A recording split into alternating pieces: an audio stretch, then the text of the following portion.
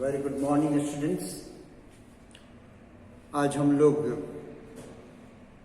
जिस चैप्टर को पढ़ने जा रहे हैं उस चैप्टर का नाम है मोहम्मद बिन तुगलक। गियासुद्दीन तुगलक के पश्चात मोहम्मद बिन तुगलक दिल्ली सल्तनत की शासन की बागडोर संभाली। ये एक अनोखा व्यक्तित्व है। इतिहास के पन्नों में इसे यूनिक करैक्टर माना गया है।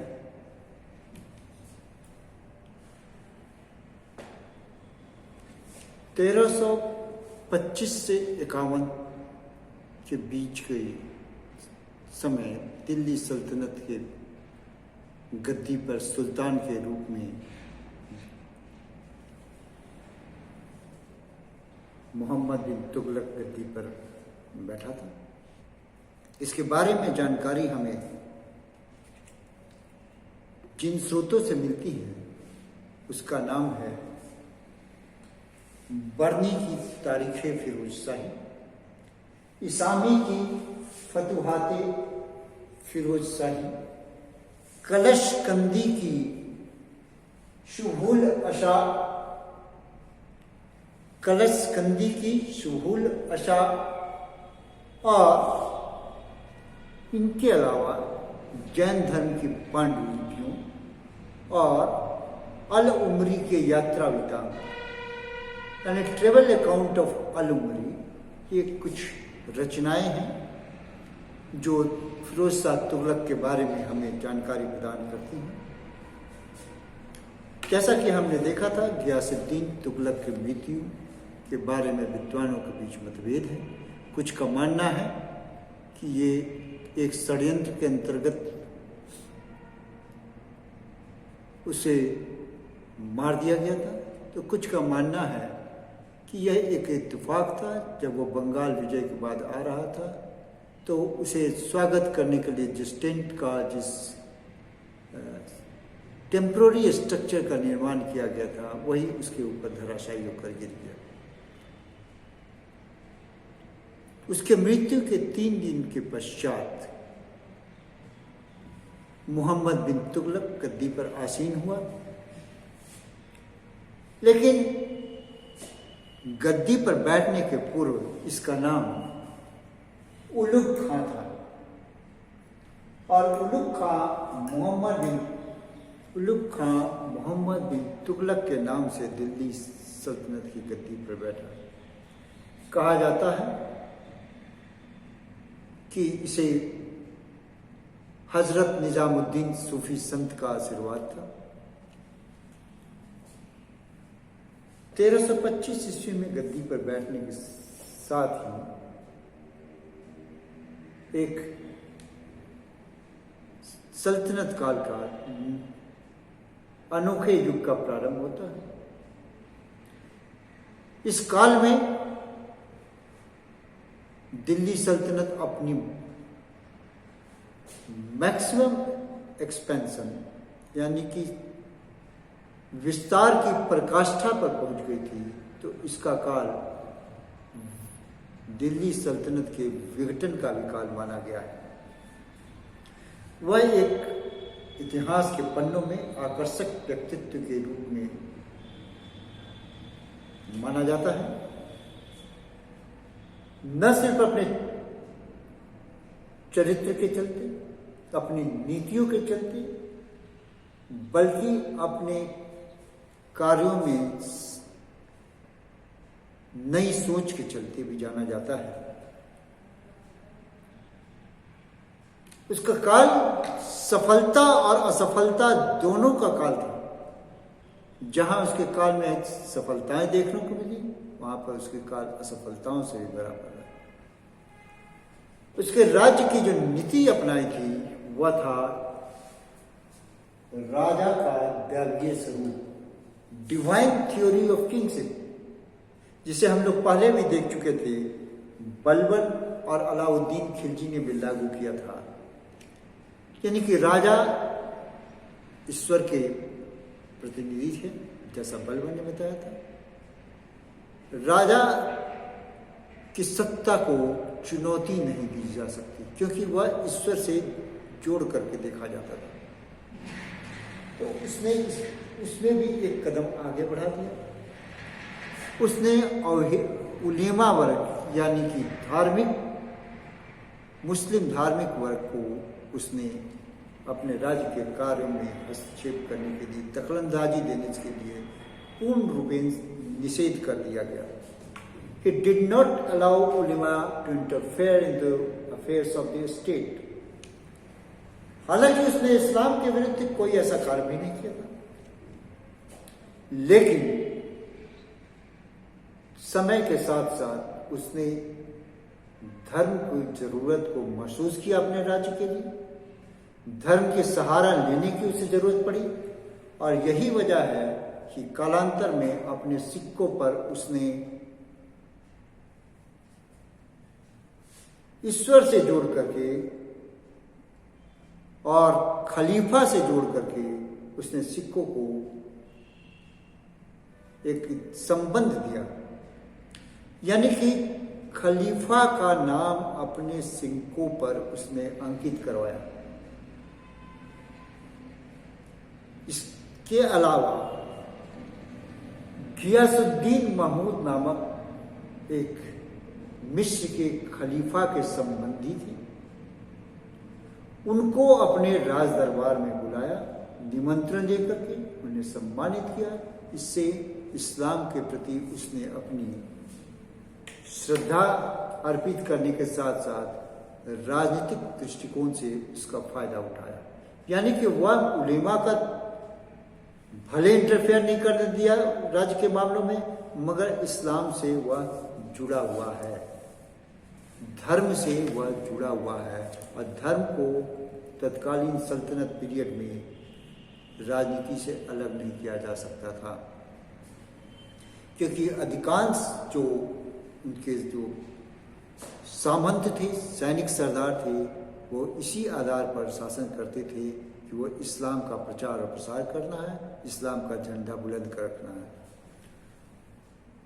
आगे हम देखते हैं कि वह दिल्ली सल्तनत के इतिहास में पहला राजा था जिसने हिंदुओं के प्रति थोड़ी उदार नीति अपनाई, और दूसरे शब्द में कहा कि टॉलरेंट, उसकी पॉलिसी जो थे टॉलरेंट टुवार्ड्स द हिंदूज। उसका काल जैसा कि मैंने शुरू में बताया था कि नए विचारों, नए आइडियाज के लिए जाना जाता है, और इनको वो किस प्रकार एग्जीक्यूट किया, कार्यान्वित किया, यह भी एक इंटरेस्टिंग। उसके समय में राज्य की सीमा को अगर हम देखते हैं तो हिमालय की तराई से लेकर के दक्कन में, महाराष्ट्र में द्वार देवगिरी जो महाराष्ट्र में औरंगाबाद के पास वहां तक था, पश्चिम में सिंध से लेकर के बंगाल, जो कि हमने देखा था कि इस तरह नसरुद्दीन को फिरोज शाह तुगलक ने बंगाल पर विजय पा करके वहां पर अपने एक भरोसे के आदमी नसरुद्दीन को बिठा करके वापस लौटा था, तो बंगाल तक फैली हुई थी। इतना ही नहीं, पेशावर जिसके फरसूर कहा गया है, पेशावर उसकी राज्य में थी, कलानौर जो आजकल पाकिस्तान में है, पाकिस्तान पंजाब के क्षेत्र में, उस पर भी इसका अपना अधिकार था। तो उत्तर पश्चिम के क्षेत्र पे उसने अपना क्षेत्र विस्तार कर रखा था। तो विशाल राज्य के रूप में उसके अंतर्गत एक शासन था, और उसका फिरोज शाह तुगलक एक सुल्तान था। उसके राज्य में कुल 23 प्रोविंसेज है। इस चीज को इंगित करते हैं कि उसका राज सचमुच बहुत विस्तार से फैला हुआ था, विस्तृत राज था। फिरोज शाह तुगलक ने दक्षिण में देवगिरी पर आक्रमण कर चुका था। वहां के राजा को क्या कहते हैं, राजा को जो राजा को उसने वापस लिया था। प्रताप रुद्र देव को भी तेलंगाना क्षेत्र से ले आया था, दिल्ली वहाँ पर जेल में डाल दिया गया था। तो ये तेलंगाना क्षेत्र पर भी इसका विस्तार हो चुका था, लेकिन परिस्थितियों को देखते हुए ये राज्य फिर से स्वतंत्र हो गए थे, अतः उसने उन पर आक्रमण करके विजय पाया और वो आगे बढ़ता हुआ काफी दूर तक जाकर विस्तार किया और दक्षिण के तमाम राज्यों को उसने विजय पाया, और जिसमें देवगिरी, तेलंगाना, मावर, द्वार समूह जो कर्नाटक में है, कांपली वह भी दक्षिण में है, और इतने बड़े क्षेत्रों को उसने 5 प्रांतों में बांट करके उनके राज्य में, अपने राज्य में मिला दिया था, और उसका क्षेत्र कावेरी के मुहाने तक फैल चुका था। तो इस प्रकार हम देखते हैं कि देवगिरी, तेलंगाना, मावाड़, द्वार समुद्र, कांपली, इस तमाम दक्षिण के क्षेत्रों पर उसने अपना अधिकार कायम करके उत्तर और दक्षिण के राज्य को मिला करके एक विशाल सल्तनत राज्य की परिकल्पना किया। लेकिन यह उसके विस्तारवादी नीति की पराकाष्ठा तो थी, मगर तुरंत ही यह डिसइंटीग्रेशन यानी विघटन कार्य शुरू हो गया। विघटनकारी शक्तियां प्रबल हो उठी और धीरे धीरे उसके राज्य से विद्रोह का सिलसिला शुरू हो गया। हम विद्रोह के पीछे अगर विश्लेषण करते हैं तो पाते हैं कि उसकी जो ऑपरेसिव या अत्याचारी नीतियां थी और वो नीतियां जो पागलपन के हद तक पहुंच गई थी, वह उस पर हावी हो गई थी, इसलिए उसके राज्य में विद्रोह का सिलसिला शुरू हो गया। और अलगाववादी प्रवृत्तियां जो दूरस्थ प्रांत थी वो अलग होने लगी थी। तो रिवोल्ट क्यों हुआ? जो एम्बिशियस नोबल्स थे उस पर उसका नियंत्रण भी नहीं रह पाया था, अपने तमाम सामंतों पर वह नियंत्रण नहीं कर पा रहा था, क्योंकि उसे एक जगह दबाता था तो दूसरी जगह शुरू हो जाता, तो ये उसी में ज्यादा व्यस्त होने लगा था। अतः उसकी स्थिति एक कमजोर शासक के रूप में धीरे धीरे बढ़ने लगी थी। अगर हम देखते हैं विद्रोह में, तो शुरुआती दौर में ही 1326 में गद्दी पर बैठा था, तो वहां पर सिंध में विद्रोह हुआ था, उसको दबाया था और गुरशास को उसने बंदी बना लिया था, वहां के शासक को 1327 ईस्वी में। वहीं पर फिर उसने किशलू खां, जो कि उच्च और मुल्तान का गवर्नर था, उसके विद्रोह को दबा करके उसको पराजित करके उसके अपने अंतर्गत ले रखा था, और वह उसे दौलताबाद भेजना चाहता था, कि वह नहीं जाना चाहता था। अतः एक बार उसने किशलू खां को फिर से पराजित करके उसे बंदी बना लिया था। धीरे धीरे रिवोल्ट का सिलसिला जो कालांतर में उसके दूसरे भाग में, जो शासन के दूसरे लेटर पीरियड में हुआ, उसमें हम देखते हैं कि समाना कड़ा जो इलाहाबाद के पास है बिहार में, और बीदर दक्षिण में, वहाँ भी विद्रोह हो गया। वहाँ पर अली आदिल शाह जो गुलबर्गा में थे, उन्होंने विद्रोह कर दिया था। तो इस तरह विद्रोहों का सिलसिला काफी तेजी से चलने लगा। अंत में हम देखते हैं कि गुजरात में विद्रोह हो गया। जब गुजरात में वह विद्रोह दबा ही रहा था, तो एक बार फिर सिंध में विद्रोह हो गया, और सिंध के विद्रोह को दबाने जब वहां पर गया, तो वह उस विद्रोह में पूरी तरह सफल नहीं हो पाया, और उस विद्रोह के दबाने के क्रम में ही 20 मार्च 1351 ईस्वी को वह मृत्यु को प्राप्त हुआ। अतः वह अपने जीवन से हाथ धो बैठा।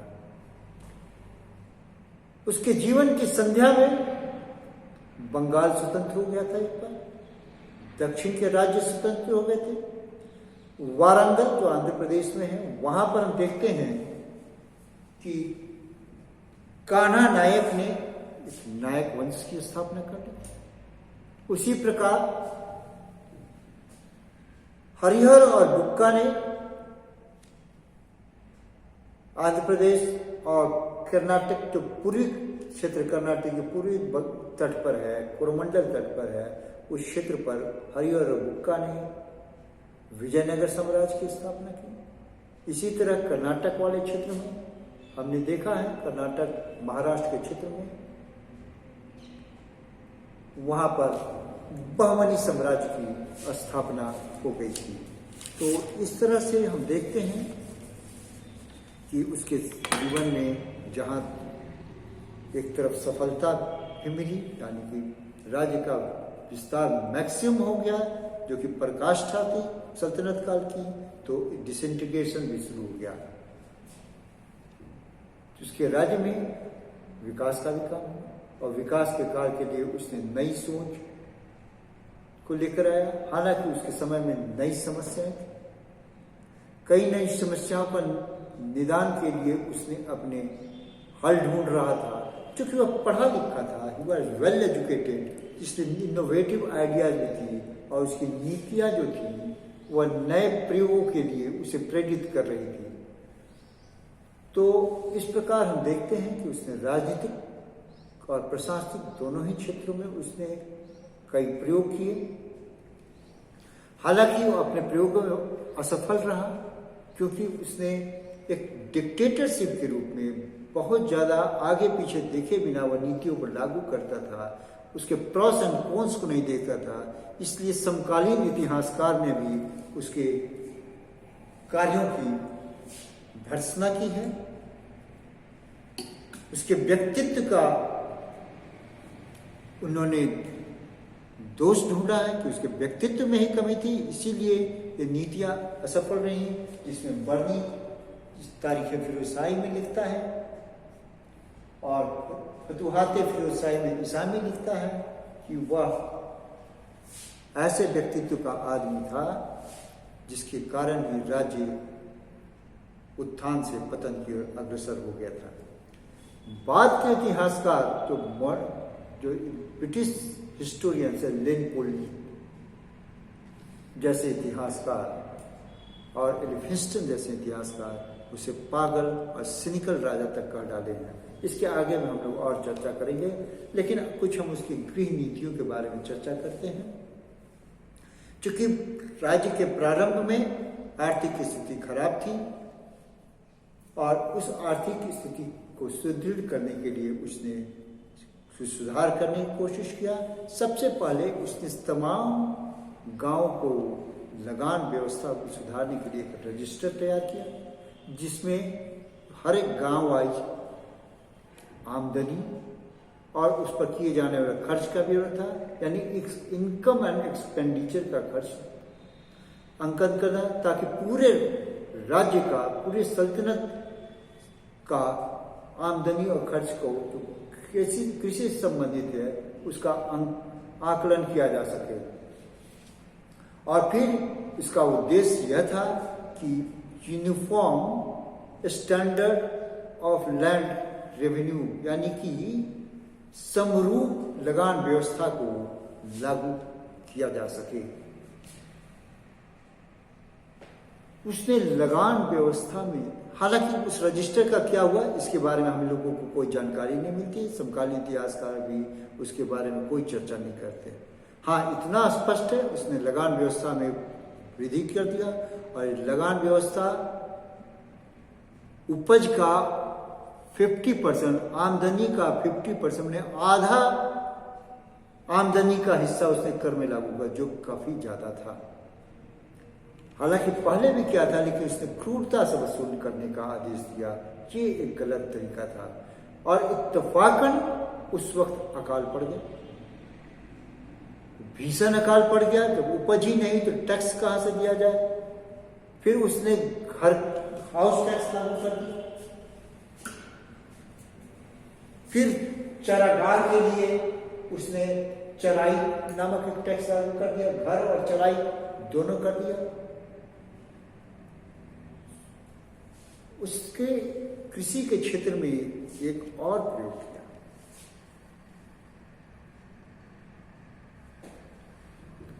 वह प्रयोग के बारे में फिर से आते हैं, एक बार लगान व्यवस्था पर। जब लगान व्यवस्था बहुत ज़्यादा कर दिया गया तो अकाल भी पड़ चुका था, तो किसान देते कहाँ से? और उसने अपने सैनिकों को और अधिकारियों को आदेश दिया को लगान कठोरता से वसूला जाए। जनता उसके खिलाफ हो गई, उसके अत्याचारी नीतियों के खिलाफ हो गई, विद्रोह पर उतारू हो गई।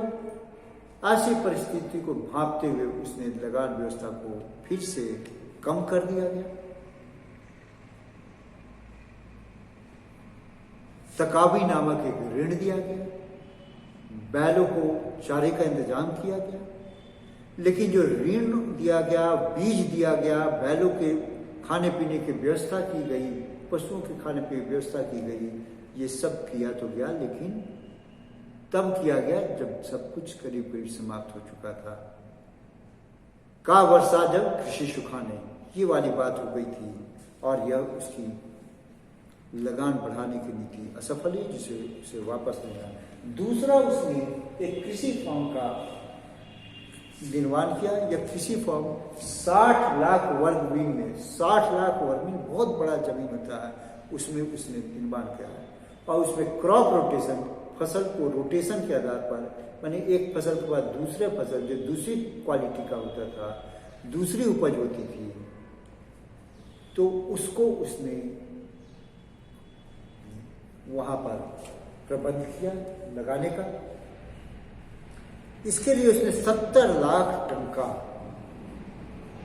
उसने अलग से सरकारी कोष से उसने 70 लाख टन का इंतजाम करके दिया गया, लेकिन यह बिल्कुल ही असफल रहा। जिस जमीन का चुनाव किया गया था वह एक बंजर भूमि थी, उसके लोगों ने ही उसे धोखा दिया, वह स्वयं उस जमीन के बारे में तसल्ली से जान न सका, या उस क्षेत्र के कृषि के क्षेत्र में जो एक्सपर्ट होते थे, जो सिद्धहस्त लोग होते थे, उसकी राय न लेकर के अपने उन लोगों की राय पर यह काम किया जो उसे अपना समझते थे, यानी वो उन अपने लोगों को भरोसे रह करके वह बंजर भूमि को सिलेक्ट कर लिया। तो निस्संदेह रूप से ये फसल कुछ न हुई। 70 लाख टन का राजकोष से निकल गया और मिला कुछ नहीं। तो बंजर भूमि में उपज असंभव थी। योजना हेतु दी गई राशि का दुरुपयोग हुआ। और फिर दूसरी बात, किसी भी कार्य करने में थोड़ा सा वक्त लगता है।